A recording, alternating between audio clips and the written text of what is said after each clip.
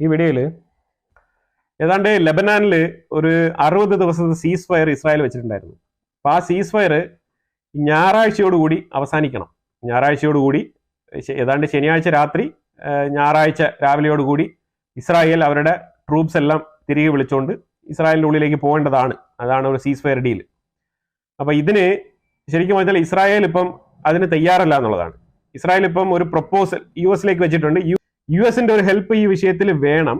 Israel ചില മാറ്റങ്ങൾ, ചെറിയ മാറ്റങ്ങൾ വരുത്തിക്കൊണ്ട് ഒരു 30 ദിവസം കൂടെ അവിടെ കണ്ടിന്യൂ ചെയ്യാൻ വേണ്ടിയിട്ടുള്ള ഒരു പ്രപ്പോസലാണ് US-ലേക്ക് വെച്ചിരിക്കുന്നത്. ആ പ്രപ്പോസൽ പറയുന്നത് 5 പൊസിഷൻസ്, അതായത് 5 മേഖലകൾ, ലെബനാന്റെ ഉള്ളിൽ 5 സ്പോട്ടുകളിൽ ഇസ്രായേലിന് പെർമനന്റ് ആയിട്ടുള്ള സെക്യൂരിറ്റി ഗാർഡ് ഓഫീസ് അവിടെ വേണം എന്നാണ് പറയുന്നത്. ഇസ്രായേൽ 5 സ്ഥലങ്ങളിൽ. ഇത് എന്തുകൊണ്ടാണെന്ന് പറഞ്ഞാൽ ഈ 5 സ്ഥലങ്ങൾ പെർമനന്റ് ആയിട്ട് അവിടുത്തെ ആയുധക്കടത്ത് മോണിറ്റർ ചെയ്യാൻ വേണ്ടിയിട്ടാണ്. കാരണം ഇത്രയും കഷ്ടപ്പെട്ട് ഇസ്രായേൽ ആ ഒരു ഹെസ്ബുള്ള എന്ന് പറഞ്ഞ ആ ഒരു ടെറർ വിങ്ങിനെ ഇത്രമാത്രം അടിച്ചൊതുക്കി ഒരു മൂലയിൽ ഇട്ട് കഴിഞ്ഞിരിക്കുന്നു. പിന്നെ ഈ ഒരു സാഹചര്യത്തിൽ എല്ലാം കൂടെ കെട്ടിപ്പറക്കി വന്നു കഴിഞ്ഞാൽ അവന്മാർ വീണ്ടും അവിടെ കൊണ്ട് ആയുധങ്ങൾ നിറയ്ക്കുകയും വീണ്ടും ഇസ്രായേലിനെതിരെ ഒരു ഭീഷണി ഉയർത്തുന്ന ഒരു അവസ്ഥയിലെത്തും. അത് വേണോ എന്നുള്ള നിലയിലുള്ള ഡിസ്കഷൻസ് ആണ് ഇപ്പം നടക്കുന്നത്.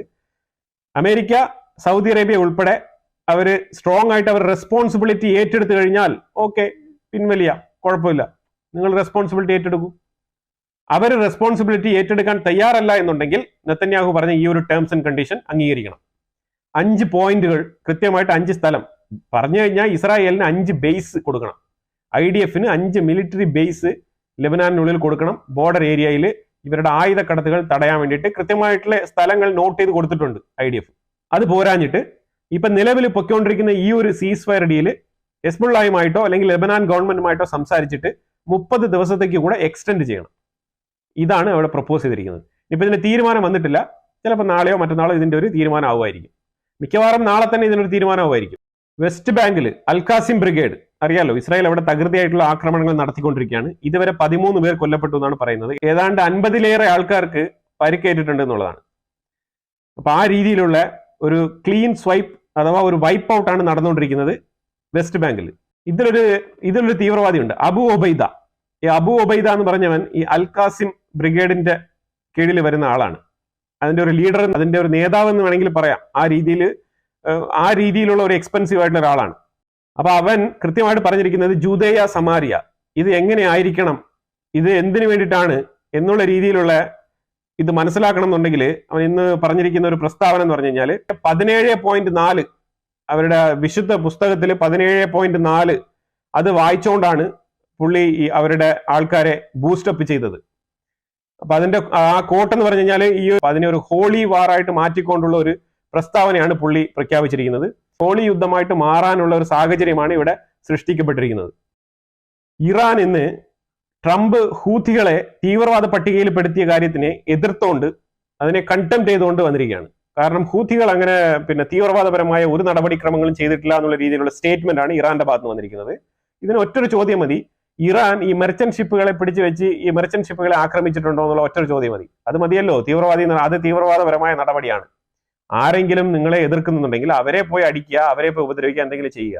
അല്ലാതെ ഈ ഗ്ലോബലി കോമൺ ആയിട്ടുള്ള കുറച്ച് കാര്യങ്ങളുണ്ട്. ട്രേഡ് നടത്തുന്ന കപ്പലുകൾ, അതുപോലെ ഈ എണ്ണ ടാങ്കറുകൾ, ഇതൊക്കെ പല ആൾക്കാരുടെ ഇൻവെസ്റ്റ്മെന്റോടുകൂടി നടക്കുന്ന, പലർക്കും പ്രയോജനം കിട്ടേണ്ട ഏതൊക്കെയോ രാജ്യങ്ങളിൽ പോയി ചേർന്ന് അവരുടെയൊക്കെ ആഹാരങ്ങളും അതുപോലെയുള്ള സാമഗ്രികളൊക്കെ കൊണ്ടുപോകുന്ന കപ്പലുകളൊക്കെ പിടിച്ച് ആക്രമിക്കുക, പിടിച്ച് വലിച്ച് കൊണ്ടുപോകുക എന്നൊക്കെ പറഞ്ഞു കഴിഞ്ഞാൽ അതൊക്കെ ഭയങ്കര ബുദ്ധിമുട്ടാണ്. ആ ഷിപ്പിന്റെ ക്രൂവിലൊക്കെ ഇരിക്കുന്ന ആൾക്കാർ പല പല രാജ്യങ്ങളിലുള്ള ആൾക്കാരാണ്.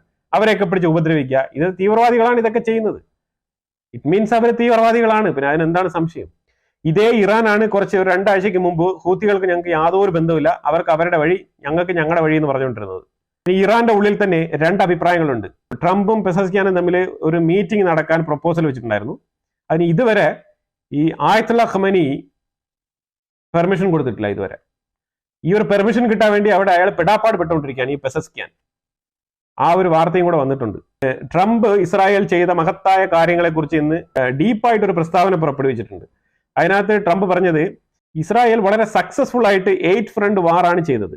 ആ ഇസ്രായേൽ ചെയ്ത വാർ ചില Gaza, Lebanon, Syria, Iraq, Iran, Yemen, west bank കൂടെ ഒരു വിഷയം കൂടെ അയാൾ കൂട്ടിച്ചേർത്ത്. ഇത് 7 ആവുന്നുള്ളൂ. 8ാമത്തെ ഫ്രണ്ട് ഏതാണെന്ന് നോക്കിയപ്പോഴത്തേക്കും പുള്ളി പറഞ്ഞത് വളരെ വളരെ വ്യക്തമാണ്. Global left front activist. ഇടതുപക്ഷം, അതാണ് അവർ പറഞ്ഞത്, ഗ്ലോബൽ ലെഫ്റ്റ് ആക്ടിവിസ്റ്റ്. അത് വളരെ വ്യക്തമാണ്. ഈ യുദ്ധത്തിലുടനീളം ഈ ലെഫ്റ്റ് ആക്ടിവിസ്റ്റുകൾ കംപ്ലീറ്റ് ഈ ഒരു ഇസ്രായേലിന് എതിരായിരുന്നു എന്നുള്ളതാണ്.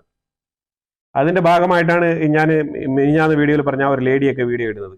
നെതന്യാഹു ഒരു പവർഫുൾ, അതേപോലെ ഒരു സ്ട്രോങ് ലീഡർ ആണെന്നാണ് പറഞ്ഞത്. എന്തുകൊണ്ടാണെന്ന് പറഞ്ഞാൽ പുള്ളി ഇത്രയും ഹൈ പ്രഷർ, ഗ്ലോബൽ പ്രഷർ, പല രീതിയിലുള്ള പ്രഷർ, യുണൈറ്റഡ് നേഷൻസിൽ നിന്നൊക്കെ പോകാത്ത അത്രയും പ്രഷർ ഇല്ല. അതേപോലെ ഇന്റർനാഷണൽ കോർട്ടിൽ നിന്ന് പ്രഷർ, ഗ്ലോബൽ പ്രഷർ, അറബ് രാഷ്ട്രങ്ങളിൽ കംപ്ലീറ്റ് പ്രഷർ, എത്രയും പ്രഷറുകൾ തലയ്ക്കകത്തെടുത്ത് അതിനെ വളരെ സ്മൂത്തായിട്ട് ഹാൻഡിൽ ചെയ്ത് ഇതുപോലെ ഒരു യുദ്ധം ഗസയിൽ മാത്രമാണ് പുള്ളി ഒരു മിനിമൽ ആയിട്ടുള്ള ഒരു ആക്രമണം കാഴ്ചവെച്ചത്. ബാക്കിയുള്ള സ്ഥലത്തെല്ലാം തന്നെ ഗാസ ഒരു പോപ്പുലേഷൻ ഡെൻസിറ്റി കൂടിയ ഏരിയയാണ്. അപ്പൊ ചെറിയ പോപ്പുലേഷൻ ഡെൻസിറ്റി കൂടിയ ഒരു സ്ഥലം. അതുകൊണ്ട് തന്നെയാണ് അവിടെ കാഷ്വാലിറ്റീസ് ചെറിയ തോതിൽ യുദ്ധം നടത്തിയാലും വലുതായിട്ട് വരുന്നത്. പക്ഷേ മറ്റുള്ള സ്ഥലങ്ങളിൽ ഇസ്രായേൽ നടത്തിയ ആക്രമണം ആ ഇറാന്റെ റെജീമിനെ ടോട്ടലി തകർത്ത് കളഞ്ഞത്, ആ മറ്റുള്ള ഒരു 7 ഫ്രണ്ടിലെ ആൾക്കാരെയും നിർമൂലമാക്കി കളഞ്ഞു. അതാണ് നെതന്യാഹുവിനെ ഏറ്റവും സക്സസ്ഫുൾ ആയിട്ടുള്ള ഒരു ലീഡറായിട്ട് ട്രംപ് പറയാനുള്ള കാരണം. കൂടാതെ പുള്ളി ഒരു കാര്യം കൂടെ കൂട്ടിച്ചേർത്ത്, നെതന്യാഹു എന്ന് പറഞ്ഞൊരു മനുഷ്യൻ ആ ഡീല്, സീസ് ഫയർ ഡീല് സൈൻ ചെയ്തത് ഈ ബന്ദികളെ വിട്ടുകിട്ടാൻ വേണ്ടി മാത്രമല്ല. ബന്ദികൾ 15 മാസത്തിലേറെയായിട്ട് ബന്ദികൾ ഹമാസിന്റെ കസ്റ്റഡിയിലുണ്ട്. അപ്പോഴൊന്നും സൈൻ ചെയ്യാതെ നെതന്യാഹു ഇപ്പൊ സൈൻ ചെയ്തത് വേറെ ഒന്നും കൊണ്ടല്ല, ഈ പാലസ്തീനിയൻ ജനങ്ങൾക്ക് വേണ്ടിയിട്ടാണ് സൈൻ ചെയ്തത്, ഹമാസിന് വേണ്ടിയിട്ടല്ല എന്നും കൂടെ ഒരു വാക്ക് പറഞ്ഞിട്ടുണ്ട്. അതിന്റെ അർത്ഥം പുള്ളി അതിന് പുറമെ ഹമാസിനെ വാൺ ചെയ്തിട്ടുണ്ട്. അപ്പൊ അത് കൃത്യമായിട്ട് സൂക്ഷിച്ച് നിങ്ങൾ ഈ ഒരു സീസ് ഫയർ ഡീലിനെ സക്സസ്ഫുൾ ആയിട്ട് കൊണ്ടുപോകേണ്ട ചുമതല ഹമാസിനാണെന്നാണ് പറഞ്ഞു വെക്കുന്നത്, അല്ലാതെ നെതന്യാഹുവിനല്ല എന്നാണ് പറയുന്നത്. അതുകൊണ്ട് കൃത്യമായി ഇതിൽ പറഞ്ഞിട്ടുള്ള കാര്യങ്ങൾ ഫോളോ ചെയ്യുക എന്നുള്ളതാണ്. ഇതെന്തുകൊണ്ടാണ് പറഞ്ഞതെന്ന് പറഞ്ഞാല് ഇതുവരെ അവര് ഈ നെയിം ലിസ്റ്റ് പുറത്തുവിട്ടിട്ടില്ല. അപ്പൊ വെള്ളിയാഴ്ച ആയിട്ട് ഒരു നെയിം ലിസ്റ്റ് ഹാൻഡ് ഓവർ ചെയ്യേണ്ടതാണ്. അതിനു വേണ്ടിയിട്ട് ഇസ്രായേലിന്റെ സൈഡിൽ നിന്ന് എക്സ്പെക്ട് ചെയ്യുന്നുണ്ട് ഏതൊക്കെ ബന്ദികൾ അവരുടെ കയ്യിലുണ്ട്, അത് ഏതൊക്കെ ദിവസങ്ങളിൽ അവർ റിലീസ് ചെയ്യുമെന്നുള്ള ഡീറ്റെയിൽസ് ആയിട്ടുള്ള ഒരു ഷെഡ്യൂൾ പ്രിപ്പയർ ചെയ്ത് അവരുടെ പേര് വിവരങ്ങളും അതുപോലെ അവർ റിലീസ് ചെയ്യപ്പെടേണ്ട ഡേറ്റുകളും ഇട്ടുകൊണ്ട് ഉള്ള ഒരു ഷെഡ്യൂൾ തയ്യാറാക്കി ഹമാസ് ഇസ്രായേലിന് കൈമാറണം നാളെ.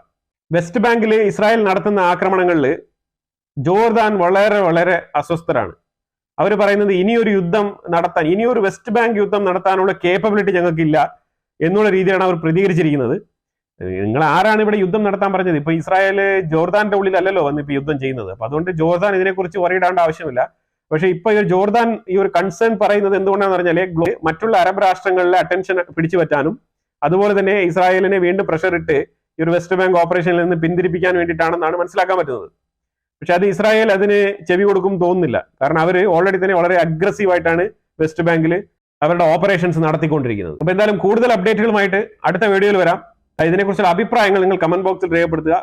വീഡിയോ ഇഷ്ടപ്പെട്ടെങ്കിൽ ലൈക്ക് ചെയ്യുക, ഷെയർ ചെയ്യുക. അതുപോലെ തന്നെ നിങ്ങൾ ആദ്യമായിട്ടാണ് ചാനൽ കാണുന്നുണ്ടെങ്കിൽ മറക്കാതെ സബ്സ്ക്രൈബ് ചെയ്യുക. വീണ്ടും അടുത്ത വിഷയമായിട്ട് വരാം. Thank you so much.